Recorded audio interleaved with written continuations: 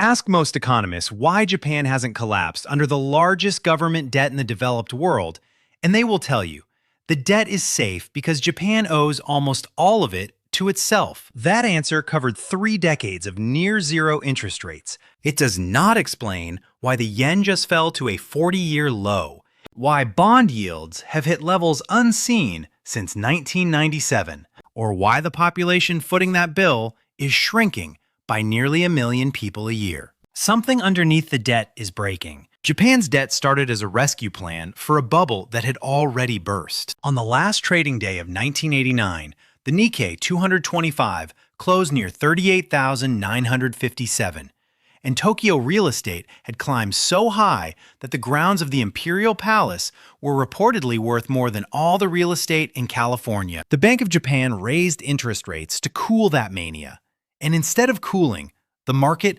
collapsed. Land prices fell for over a decade. Banks buried under bad loans stopped lending, and the growth that had defined Japan for 40 years simply stopped. Every government that followed reached for the same 2 tools: public spending to keep the economy moving, and monetary policy to keep borrowing cheap enough that the spending never had to stop. Interest rates hit zero in 1999, and quantitative easing followed within a few years. Negative interest rates arrived in 2016, deepening a policy path the country had followed for a generation. 3 decades of that pattern built the largest sovereign debt pile in the developed world, and for most of those 30 years, almost nobody outside Japan paid much attention to it. For most of the last 30 years, the standard defense of Japan's debt sounded almost reassuring. Unlike Greece or Argentina, Japan borrows almost entirely from itself. Domestic banks and ordinary Japanese households hold most of the government's bonds, and the Bank of Japan holds more than either of them, roughly 485 trillion yen worth of Japanese government bonds as of March 2026, close to half of everything the government has issued. Japan is also the world's largest creditor nation, owning more foreign assets than any other country owns of Japan. Economists pointed to that combination for decades. A country cannot be forced into default by foreign creditors if it has almost no foreign creditors to answer to. It cannot be starved of buyers for its own bonds if its central bank can simply buy whatever the private market declines to purchase. That logic survived 2 lost decades and the 2008 financial crisis. It even survived a pandemic that shut down the world. It is the reason nobody expected trouble to start with the currency. The crack in that theory showed up first in the currency.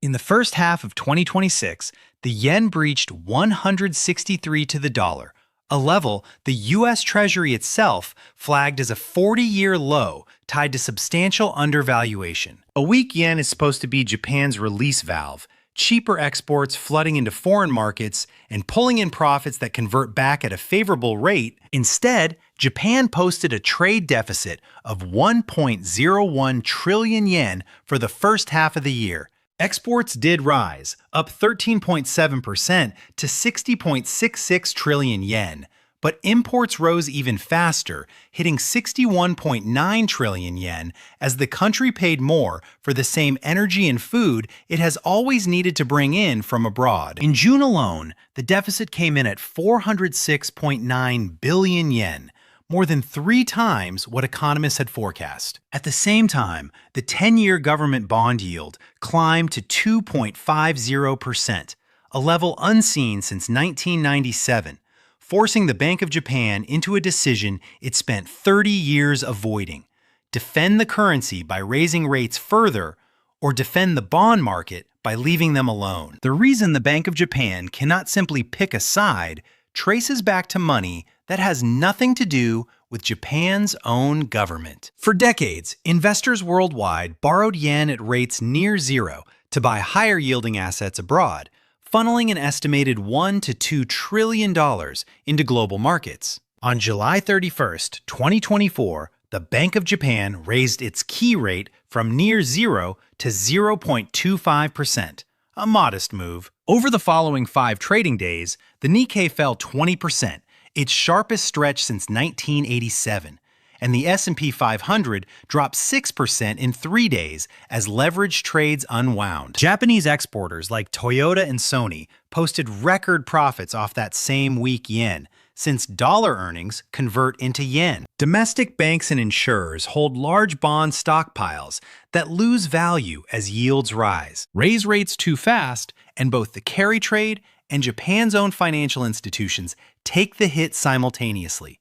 Leave rates low, and the currency keeps falling. Analysts have started describing the relationship between Tokyo and its own bond market as a form of mutually assured destruction, one that was only ever built to work if Japan kept producing enough workers to keep paying into it. Underneath the currency and the bond market sits a problem no interest rate decision can fix. Japan's population fell to 119.74 million at the start of 2026, the lowest figure in 42 years, and has now declined for 17 straight years since peaking in 2009. Only 705,809 babies were born in the country in 2025, the 10th consecutive record low and the fewest since Japan started keeping birth records in 1899. Deaths outnumbered births by 899,845 that year, a gap roughly the size of a mid-sized American city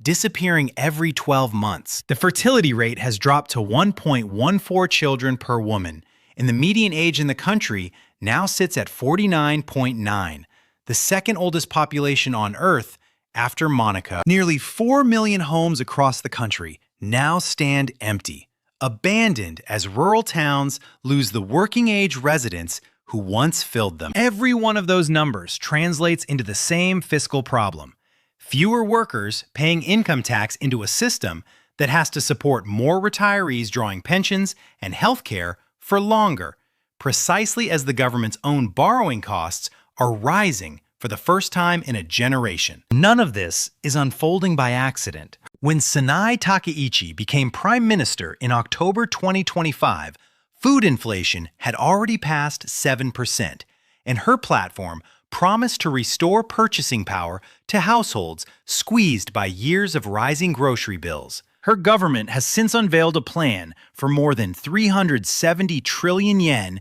in public and private investment, financed mostly through continued borrowing. Every yen of new deficit spending pressures a currency that is already falling, which raises import costs and feeds the same food inflation her government was elected to fix. The Bank of Japan faces its own version of that trap. Annual wage negotiations delivered a 5.3% average pay increase in 2026, the third straight year near that level, producing the wage growth the bank had spent a generation trying to engineer. Raising rates further to defend the yen would validate that progress. It would also raise the government's own interest payments on the largest debt pile in the developed world, and shake the same bond market Tokyo depends on to keep functioning. Each institution involved is choosing which fire it can afford to fight, and leaving the other one to spread wherever it spreads next. None of this stays contained inside Japan's borders,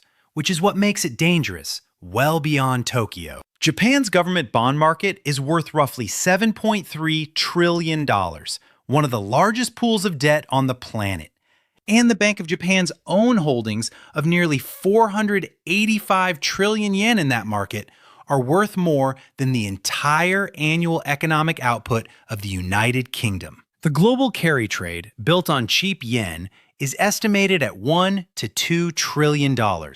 Money currently invested in everything from American tech stocks to emerging market currencies. When it unwound for 5 trading days in August 2024, it became a global event within hours, dragging down markets from Mexico to Turkey as investors who had borrowed yen scrambled to repay it all at once. A bigger, slower version of that same unwind is what a genuine Japanese bond crisis would set off, a stress test for every market that spent the last 3 decades assuming Japanese money would always be cheap and always be there. Japan is the first country to run the debt and demographics experiment all the way to its current stage, and it will not be the last. South Korea's birth rate is already lower than Japan's ever was, and Italy's debt load keeps climbing as its population ages just as fast.